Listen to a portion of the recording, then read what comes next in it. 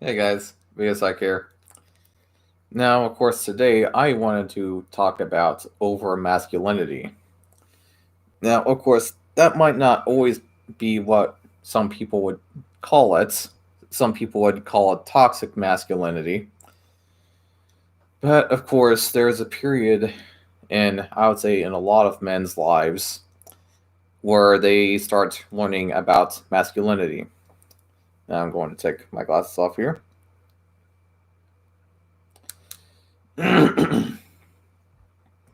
Masculine men don't smell, do they? I mean, whatever you think. But I remember, you guys remember that time period when, was it when we were kind of starting high school and then feelings started to become gay as we started to refer it? Like feelings were gay, you know? And that was, I would say, right before I was starting to become homeschooled around that time period when I was like 13, 12 years old, somewhere around that age. When you're a kid and you're growing up, of course, the sky's kind of the limit with your imagination and you're kind of free to feel.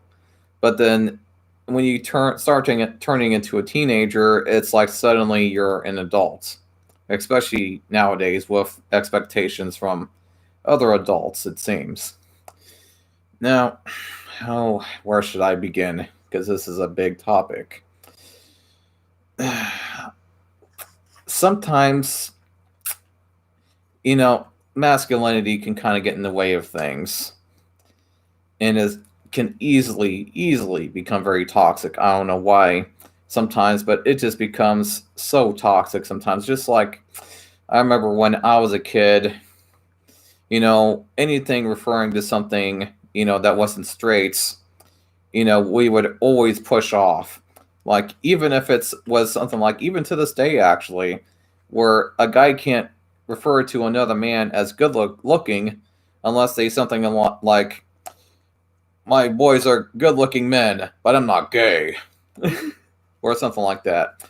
We've a lot of men have always kind of had to push off, that's I would say gayness in order to surprise, their masculinity, I guess I would say.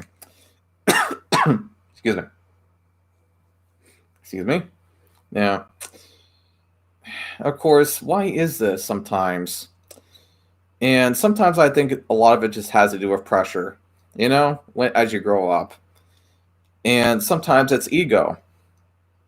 And sometimes I think sometimes people, when they get toxic masculinity, sometimes they will try to, use violence to prevent violence, Of course, let's say what I mean by that is, in order to keep from getting beat up, you become a bully, obviously. And I remember when of course, back in the day, you know, when I was younger in the 90s, kids still would actually get into fist fights sometimes. Nowadays, you can actually get a lot more trouble if you get into a fist fight and bully people in that kind of manner. I mean, you can't really touch anybody nowadays, but back in the day, when I was still a kid, you were still able to get away with that sometimes and get a slap on the wrist. Sometimes it's not like you didn't get in trouble sometimes, but you kind of got a slap on the wrist pretty much. But of course, nowadays they don't tolerate that kind of bullshit, and it's for a good reason, of course. We can't really tolerate that kind of behavior anymore. It was starting to get pretty bad when I was a kid. They kind of over abused that kind of thing back in the day. But of course, there's still the thing about over masculinity, even to this day.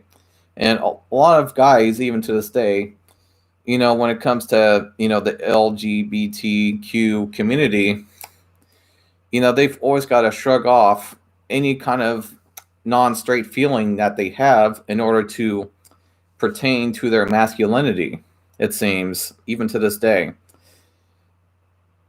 And of course, even then, that could be a little bit toxic. I have even seen men in the past who would even go as far as beating up gay men and women just to kind of reprise that, because they're trying to push away that gay side of them. Even if it's a little, that small little bit of them that's gay, they're trying to push that away with their masculinity, and would go as far as beating up gay men and women to reprise that. I remember, and again, to this day, this sometimes does occur, although thankfully not as much. My God. And I remember, like, when I was a kid, if some kid or guy beat up some gay guy, they could have probably gotten away with it sometimes. Nobody in town probably would have said something about it. It's like, well, maybe he shouldn't have been gay then. That was kind of the thought process at the time. But nowadays, of course, people can't get away with that. In fact, with my stepbrother, he's gay, and when he was going to the same school that I used to go to in this same small town, and he, was it junior senior year, finally came out as gay. I was, of course, a little bit worried because of the past that I just told you about. That I remember when I was a kid, we used to beat on kids just because we thought they were a little weird. Of course, I'm not like that nowadays, and I eventually learned that was a stupid thing to do. But that's just the way that times were back then. And so, of course, I was a little bit worried about my stepbrother.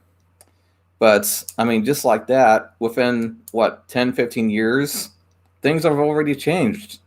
And nothing bad happened to him. I'm sure that there's probably at least a few of the guys that probably disliked the fact that he was gay, but they didn't do anything. And I was actually a bit surprised by that. He didn't get any bullying from it. I was surprised, actually. So, kind of moved on from that. It's a good thing that is starting to change. That really is just bullshit to beat up people over that kind of stuff. But, of course, why do feelings become gay when you become a teenager? And I will tell you part of the reason why, I guess I would say, is because feelings suck. Feelings suck ass. They seriously do. And when you are a teenager and your body is developing, etc., you are going through a lot of feelings, some of which you've probably never been through before or have really taken notice of until you were a teenager. These feelings get heightened. Good feelings get heightened, but also the bad feelings get heightened. And so when that, age occurs, you try to push off these feelings with your masculinity. Like, oh, feelings? Oh, I don't have those. It's like, oh, yeah, that broken leg there? Yeah, I'll just walk it off.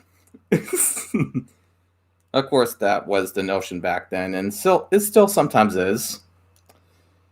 But of course, I remember when I was homeschooled and I was starting to go through this phase, I started to get to know the, LGBT community, etc.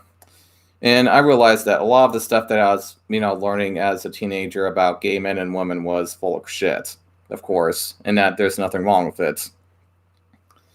But, there's, of course, still a lot of men to this day that grow up with this toxic masculinity and try to push, that, non-straight side of them away with this masculinity throughout their entire lives, and you can tell the ones that are like that, who are trying to hide that they have maybe a side of them that isn't straight, because they try to push it out there constantly, and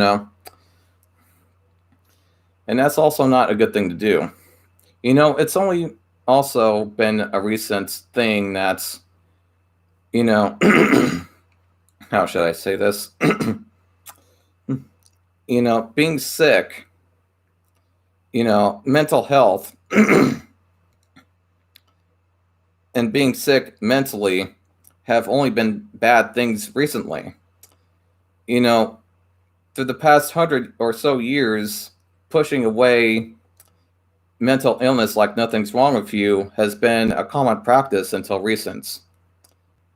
And But nowadays, of course, we are starting to learn that no, mental illness is actually a bad thing, you know? But of course, there are still a lot of men and women out there that, of course, try to push off like there's nothing wrong with them, even though obviously sometimes there is, right?